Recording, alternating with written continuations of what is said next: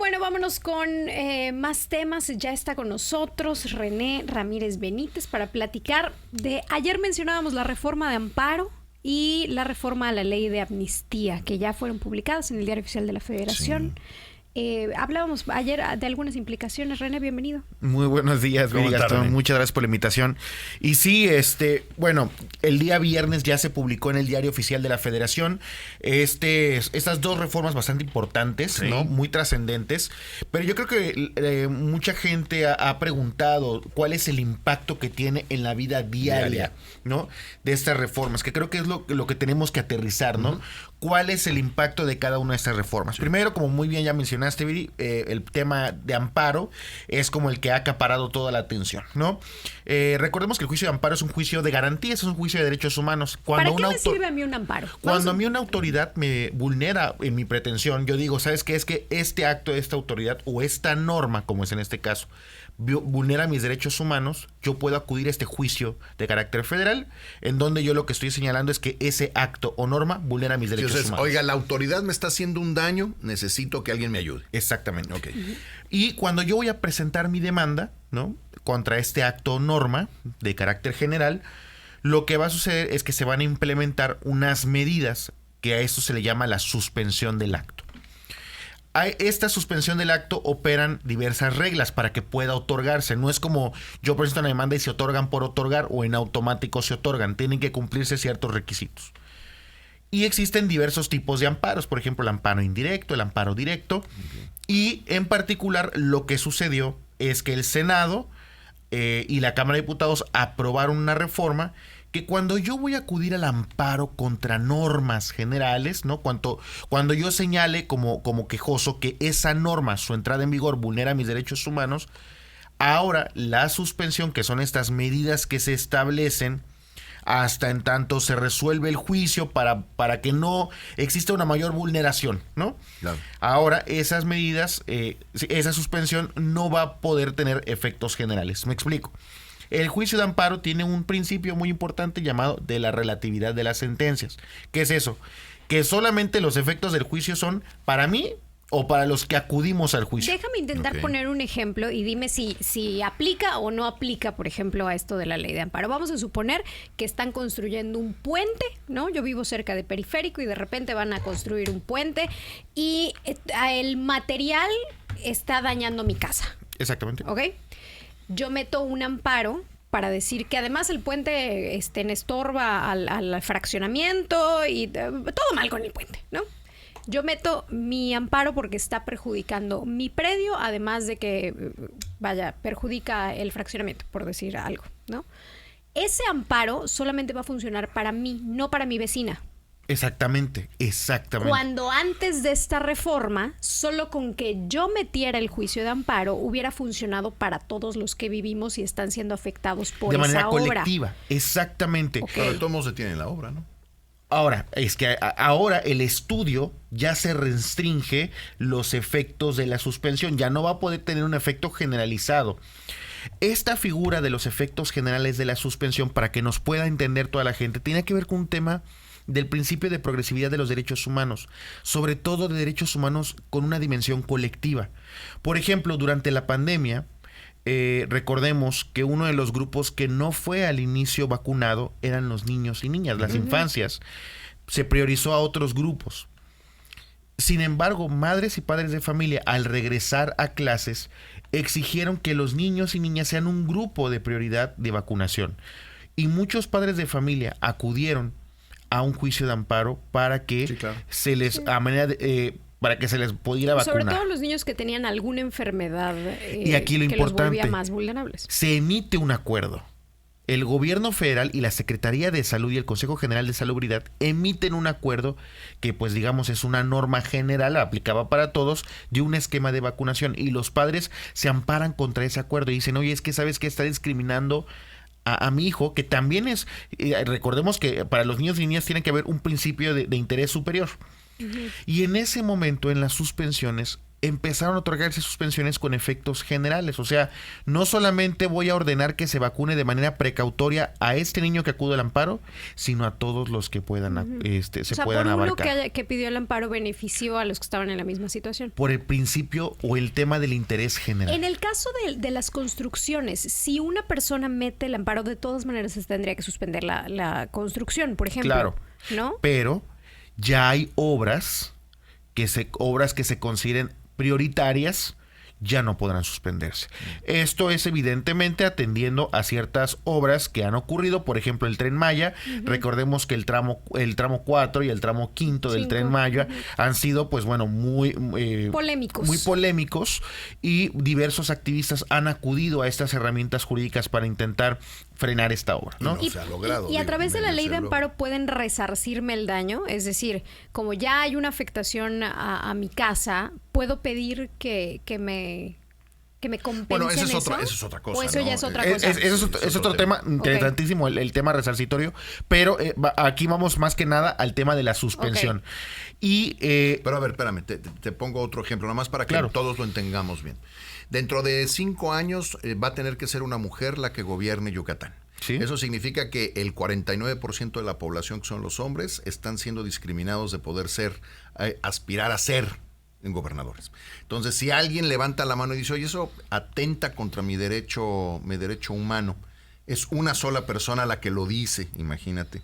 Ahí, ¿qué procede con estos nuevos cambios? Con eso, por ejemplo, si alguien tuviera esa estrategia jurídica y estuviera en tiempo y forma, pues ya no pudiera otorgarse una suspensión para efectos generales y solo sería para quien acudió.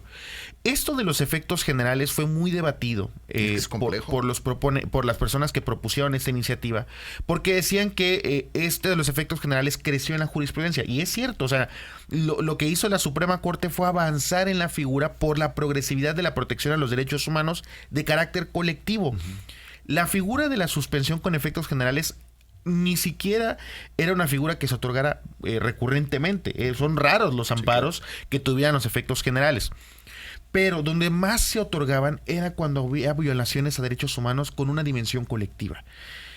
Eso es lo importante que debemos entender. No era una figura que protegía a un sector privilegiado o etcétera. O a una minoría nada más, sino a todos. Protegía a una minoría, sí, pero que solicitaban por la vulneración a sus derechos humanos, claro, ¿no? Y por una sola persona aplicaba para todos. Exactamente, y a muchos pueblos originarios, a pueblos indígenas, beneficiaba esta figura. Ahora ya no está, ¿no? Sin duda, vamos a ver si en los próximos meses, digamos, tenemos 30 días para ver si la actual minoría del Senado presenta alguna acción de inconstitucionalidad. Ya están en tiempo, ya entró en vigor. Y seguramente el asunto llegará a la Corte, como todo lo que está ahora llegando. Y pues bueno, vamos a ver si el espíritu de esta iniciativa o esta reforma de ley, de la ley de amparo, pues vulnera los principios de la Constitución o no. Seguramente va a ser un tema. Y la otra reforma también muy polémica es en materia de amnistía. Sí. Recordemos que actualmente existe un proceso para que el Ejecutivo pueda proponer una amnistía y pasa por el Congreso de la Unión.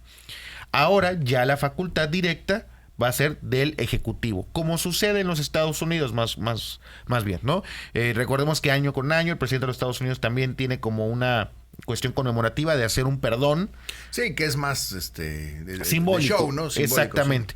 Sí. Sin embargo, aquí no se entendía o no la exposición de motivos de la iniciativa pues no otorgaba el porqué, una buena justificación de esta aprobación, ¿no? Sin embargo, pues bueno, ahora ¿Cuál fue la exposición de motivos? ¿Cuál fue, pues sí, valga la redundancia, el motivo por la cual queremos esta reforma? Para la cuestión expresa, ¿no? O sea, de que ya no tuviera que pasar por el proceso legislativo, sino pues que ya el Ejecutivo de manera directa pudiera hacer este acto de conmutación de la sentencia, ¿no? A mí me parece peligroso, independientemente de que sea Claudia Sheinbaum o de que el día de mañana sea Vicente Fox o dentro de no sé cuánto tiempo sea Madrazo, no tengo la menor idea, pero me parece muy peligroso el darle ese poder a una sola persona y más en México como somos, ¿no?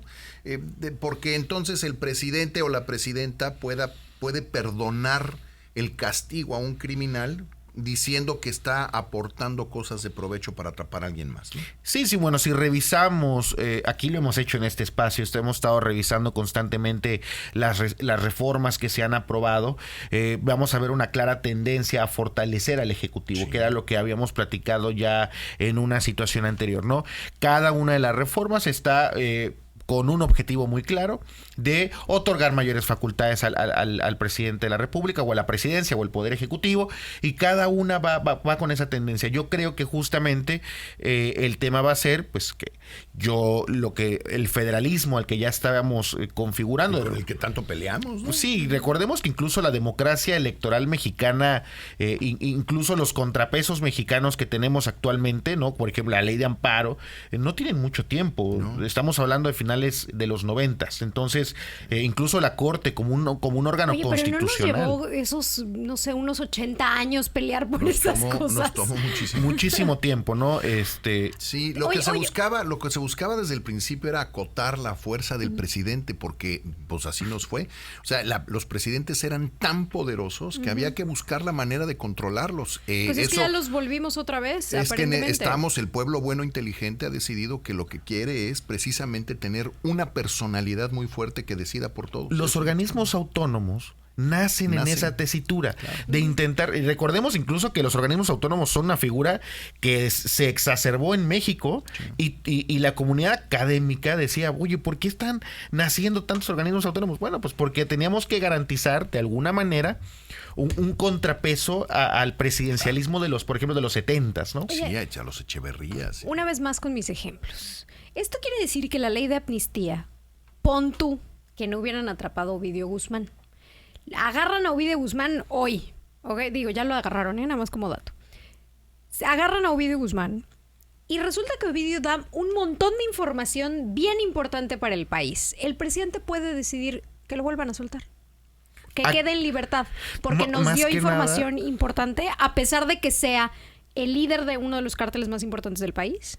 Aquí vamos a hablar ya una diferencia, por ejemplo, en este caso muy específico que me parece muy interesante, no se ha iniciado un proceso judicial, pero cuando ya se inició y ya se determinó una responsabilidad, ahí sí el Ejecutivo pudiera decir, ¿sabes qué? Pues por tus aportaciones al país, aquí te va, ¿no? Ya no vas a estar 21 años encerrado, logré reducir la sentencia, tal vez quitarla, no sé, puede pasar. Exactamente, Entonces yo creo que esto atiende más que nada a... Sin importar quién sea. Sí, no, claro, sin importar el delito. Sí, claro. Aquí va a ser muy interesante, pues bueno, cuál va a ser la postura de la sociedad ante esto. Pues de felicidad seguramente, ¿no? Pues sí. De los resultados últimamente me queda claro que... Pues es que esto se puede llegar a volver el club de amigos de los presidentes. Es que es lo que estamos haciendo, eso es en pocas La reforma palabras. a la ley de amparo significa un retroceso al avance en la protección de los derechos humanos de una dimensión colectiva, y yo creo que vamos a ver cuáles van a ser sus efectos. Recordemos que vienen reformas muy importantes y ya no va a poder acudirse en un piso parejo el juicio de amparo. Así es. René, muchísimas gracias. Perdón. Última pregunta. ¿Cuánto cuesta un juicio de amparo? Bueno, recordemos que el juicio de amparo es gratuito, no es lo que te va a costar, pues van a ser, digamos, los honorarios, pero eso es lo que lo hacía equitativo, porque no cualquiera puede pagar los servicios jurídicos y los efectos generales pues mantenían un piso parejo. Desafortunadamente ya no será así. Así es, pero bueno, el pueblo bueno e inteligente lo ha decidido. René Ramírez, muchísimas gracias. Muchas gracias a ustedes.